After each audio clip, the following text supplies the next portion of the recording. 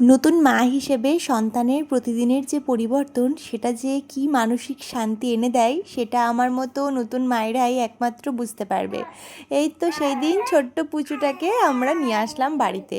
তারপর সেদিক ওদিক তাকিয়ে থাকতো, চেয়ে চেয়ে দেখতো, কিন্তু আমাদের কথা কোনো কিছুই বুঝতো না।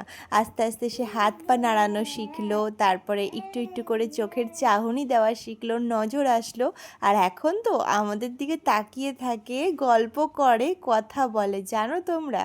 তো এই সমস্ত অভিজ্ঞতাগুলো এতটাই ভালো লাগে। আর এখনকার দিনে তো সোশ্যাল মিডিয়া হয়ে ক্যামেরাবন্দি করে এই স্মৃতিগুলোকে ধরে রাখতে পারছি, এটা যে কি পরিমাণ আনন্দের। আর দেখো, তোমাদের সাথে এখন ভয়েস দিচ্ছি, পাশে কিন্তু আমার ছেলের আওয়াজও তোমরা শুনতে পারছো, একটু ম্যানেজ করে নিও। কোলে ছোট বেবি থাকলে তো ভয়েস দিতে এরকমই হবে বলো, সারা দিন ধরে ভিডিও এডিট করে আর ভয়েস দেওয়ার সময় হয়ে থাকে না।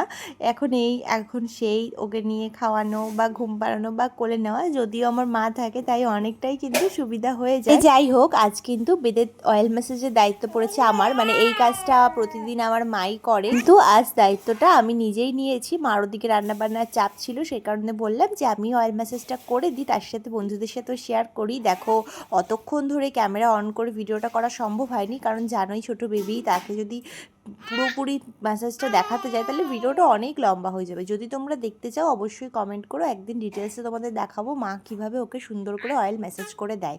তারপরে দেখো, এদিকে আমার অয়েল ম্যাসেজ করা হয়ে গিয়েছে আর মা ওকে নিয়ে স্নান করাতে চলে গেছে।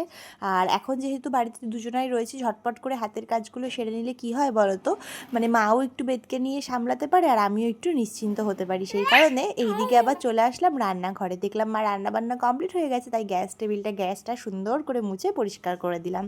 আর এখন কিন্তু চলে এসেছি আবার সরাসরি বিকালবেলা। কি মনে হলো যে আজকে একটু ঘর দুটো বারান্দাটা একটু সুন্দর করে ঝাড় দিয়ে পরিষ্কার করে দিই। জানো তো, আমার অপরিষ্কার অপরিচ্ছন্ন জিনিস একদম ভালো লাগে না। আমি আগাগোড়ায় আমার প্রেগনেন্সি জার্নিতেও সবসময় ঘর গুছিয়ে পরিষ্কার করে রাখতেই ভালোবেসেছি বরাবর, যত কষ্টই হোক না কেন আস্তে আস্তে এই কাজগুলো করতাম। কিন্তু বাবু হওয়ার পর থেকে বাবুকে সময় নিয়ে আর কিন্তু এই সমস্ত কাজগুলো করতে পারি না, মাই করে। কিন্তু এখন পেদ অনেকটাই ভালো রয়েছে, আর সেই কারণে কিন্তু ও মায়ের কাছে রয়েছে, মা ওকে দেখছে। আর আমি বললাম যে আজকে ঘর বারান্দাটা আমি একটু সুন্দর করে ঝাড় দিয়ে দিই। আসলে নিজের মনের মতন করে ঘরদোর পরিষ্কার রাখলে কিন্তু নিজের মন মেজাজটা খুব ভালো লাগে।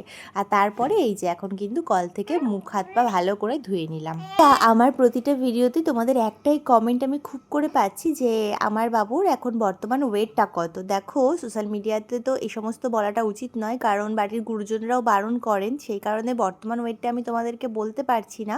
তবে ও যখন হয়েছিল তখনকার ওয়েটটা আমি তোমাদের বলেছিলাম, 2 কেজি 700 গ্রাম ওয়েট হয়েছিল। আর যখন 1 মাসের পর ওকে ডক্টরের কাছে চেক আপে নিয়ে গিয়েছিলাম তখন ওর ওয়েট ওই রকমই 3 কেজি 600 সামথিং এরকম এসেছিলো। তো বর্তমান ওয়েটটা আর বলছি না তোমাদের, তোমরা এখান থেকে ভেবে নিও ঠিকঠাক আছে কিনা, তোমরাও জানিও আমাকে। তবে আমার মতে যে এটা হয়তো খুব বেশি নয়, আবার খুব কমও নয়, হয়তো ঠিকঠাক রয়েছে। যাই হোক, এখন এই সমস্ত কাজবাজগুলো সেরে ফ্রেশ হয়ে মুখ ধুয়ে এখন চুল বেঁধে নিলাম। এখন তো রাত্রেবেলা চুল বাঁধার সময় পাই না, আর এখন কিন্তু পুরোটা সময় আমি বেদকে দেবো। চলো, টাটা।